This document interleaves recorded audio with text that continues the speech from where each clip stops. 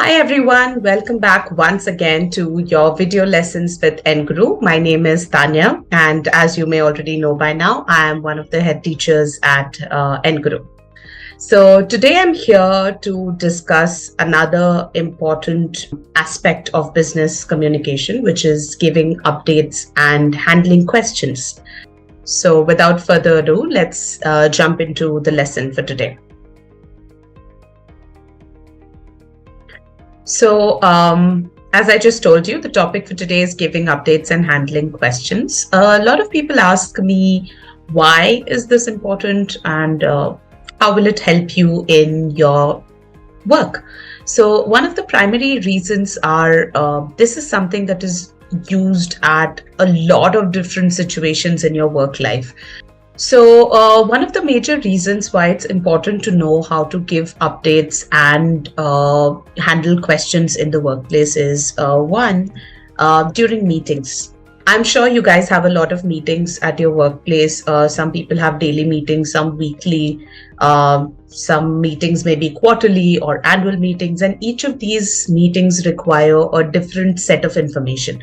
So you will need to share updates at frequent intervals. The second important place where you would need to share updates or handle questions would be when you are, let's say, making a presentation. So during presentations, people can ask you a lot of questions about what you've presented, and you will need to answer them.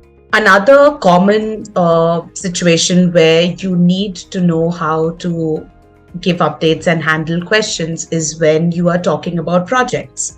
So I'm sure that in your work life, you've come across or participated in different types of projects. So more often than not, your manager or your team lead may ask you to share an update on your project. What's the status? How's it going? Will we meet the deadline? These are some very important questions that are often asked. So these are just three situations. There can be many, many other situations. It can be a one-on-one interview with your manager. It can be an appraisal. It can be a performance review discussion.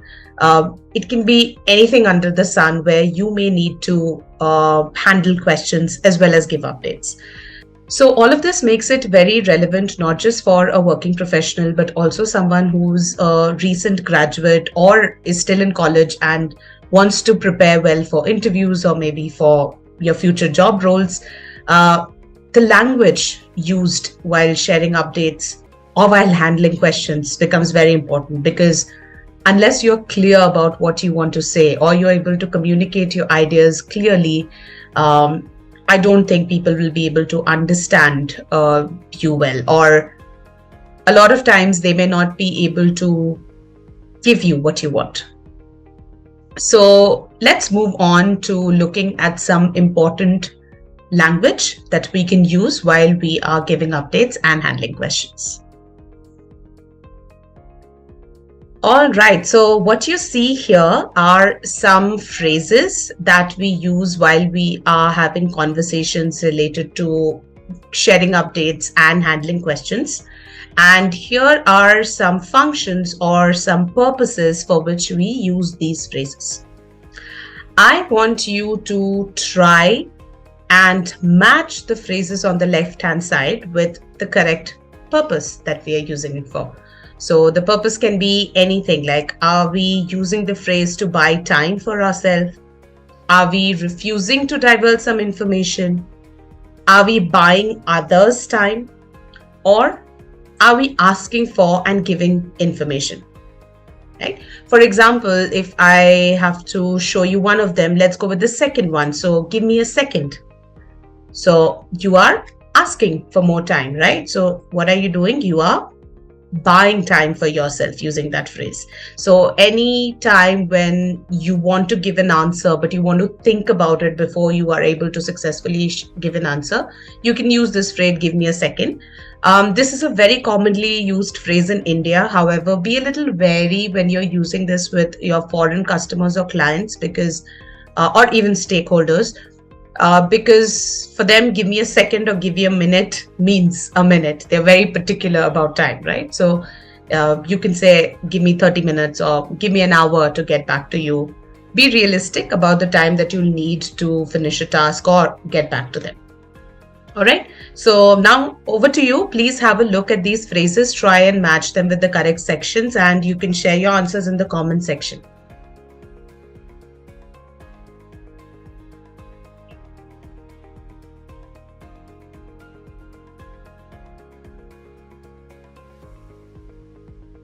All right. So I'm sure that you have shared your responses on the chat, and now it's time to check how many of y'all have shared the correct response.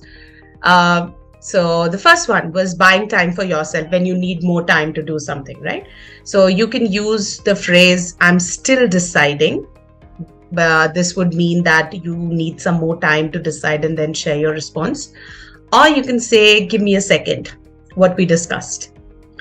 The second segment was refusing to divulge information. So you can say something like, I'm sorry, I can't say anything right now because it may be sensitive information. So for example, if your colleague asks you about your salary or how much you're getting paid, and you do not want to share the information because the company rules say that you are not supposed to talk about salary, in that case, you can use this phrase, I'm sorry, I can't say anything right now. You can also say, let me get back to you. Then it gives you time to think, analyze your response, use tact before you actually divulge the information or say something to someone on their face.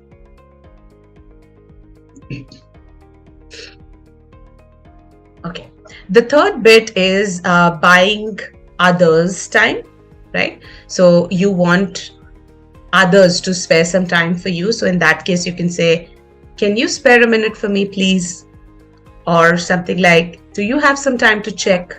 Right? So these are polite ways of asking the other person that you need some time of theirs. Okay, last but not the least, asking for and giving information. Oops, there's a typo. Please ignore it. It should be asking for or giving information. And the phrases that we can use for this is, can or could you please tell me how to get a reservation here? And the answer could be, sure, you have to log into our website and do this. Or it can also be you sharing information with someone. So all these categories, whether you need to buy time or you need to refuse to divulge information or you need to buy other times, or whether it is just to ask for or give information, it is very important that you know what language you're using, how you are framing your sentences, because this is what makes your position in an organization stronger. And no matter what anyone says, good communication skills takes you a long, long way in any organization. So I want you all to start using these phrases whenever you are sharing updates or you are handling any questions. If you want, feel free to shoot a video and share it with us. Share the link on our YouTube channel and we would love to watch it.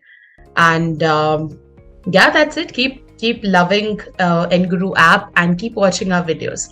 So I'll meet you soon with our next video. Until then, have a very good day and keep improving your English. Happy learning. This video is brought to you by Enguru Spoken English app.